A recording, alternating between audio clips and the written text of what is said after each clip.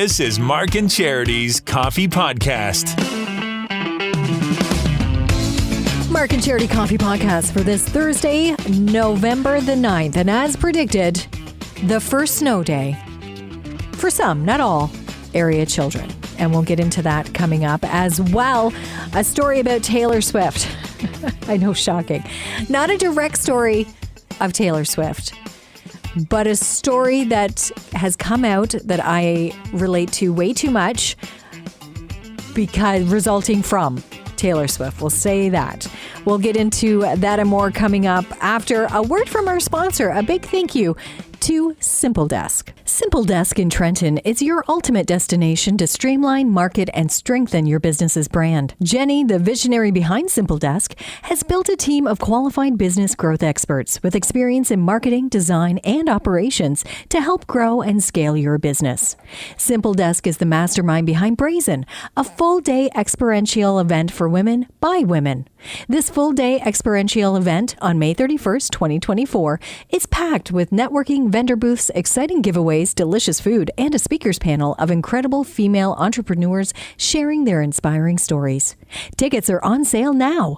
For all the details and to buy your tickets before they sell out, visit simpledesk.ca/brazen and be sure to follow Brazen on Instagram at BrazenEvents1. So yes, we called it yesterday. I predicted that today could possibly be a snow day, and it was for some, not all. I will admit, last night we were at hockey, and that's when the sleet started. You could hear it pinging off my vehicle as we were driving in. So it's like, oh, okay, it's starting. And everybody was talking about it. They didn't know what it would be like this morning. And myself, a little bit more just because of what time I have to come in. I do come in. I can't even say the crack of dawn. It's way before the crack of dawn. It's the middle of the night. And usually Mark is here. And thankfully Mark is here because I know that if the weather is exceptionally bad, I have the option of staying home. Well, with him away, that option's off the table. So I can't say it was a great sleep last night because I was worried what I was going to wake up to. And then I step outside and pleasantly surprised that at least where we were, it was warm enough. We stayed on the plus side enough that it was just wet roads. It really was. So driving in for me was fine. And seeing that, it was kind of like, okay, wasn't the storm we thought. Going to be a liar. Going to have to come in and admit I was a liar yesterday. But no, in fact, further north, it was very icy. And because of that, school buses were canceled up around Bancroft, Marmor, and Madoc. So right around Highway 7 and north. Kids home today, enjoying, as I said, quote unquote, their first snow day, even though there might have not been any snow, definitely some ice. So they're keeping safe today, and very much so. But that really dominated this morning on Mark and Charity Mornings. The bus cancellations, as it should, because people need to know. And that's really what our focus was. Now, that being said, there were the odd thing we peppered the show with. We talked about a few life hacks, like if you want to improve your problem-solving skills, try drinking milk. Apparently, yeah, it can help trigger and boost the brain activity to solve problems. We also touched on the fact that background music may affect the way you shop. So when you start your holiday shopping, just be careful because the peppier the song, the more you're more likely to spend.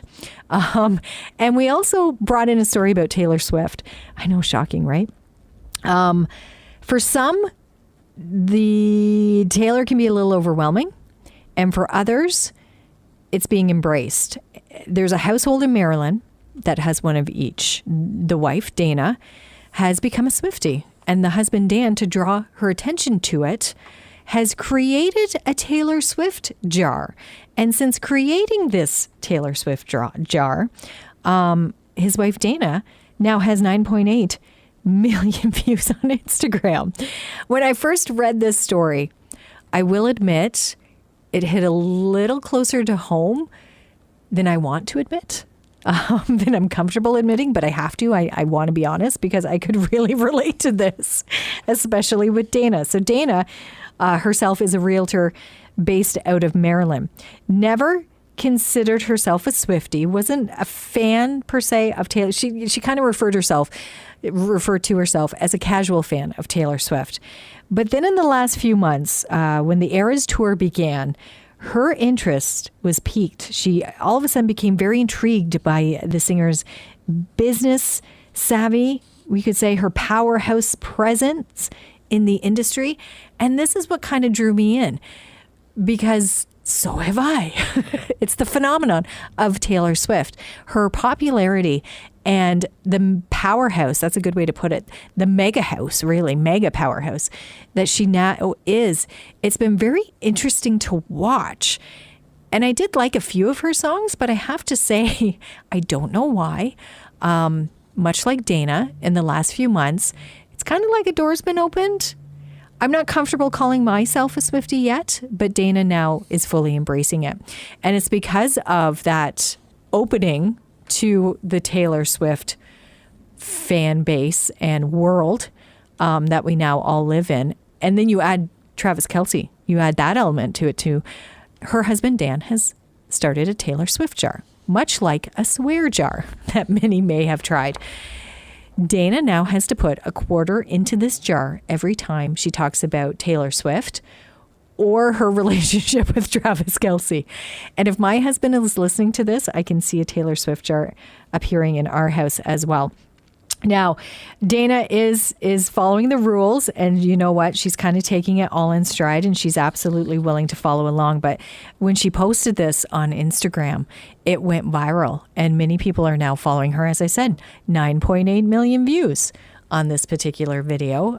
Many finding the humor and support her in it, because what she's going to do with the money once the jar is full is buy tickets to the Eras Tour to see Taylor in concert. So it all comes full circle. But it is kind of funny. I myself catch myself talking about Taylor more than I probably should, certainly more often than I ever did. And this whole relationship with Travis Kelce, I can't even open that door, because I do. It's just all fascinating to me. I don't know why, but I'm being drawn in, much like Dana. So would you start a Taylor Swift jar, or has something else pulled you in where this may be what you need to do, not only to draw your attention to the fact that you're doing it, a partner or friend has had to do that, or just to maybe curb the attention that you may be giving to it, much like swearing. We have started that jar in our house because we're planning a trip, and we decided that would be a fun way, an interesting way to gather change.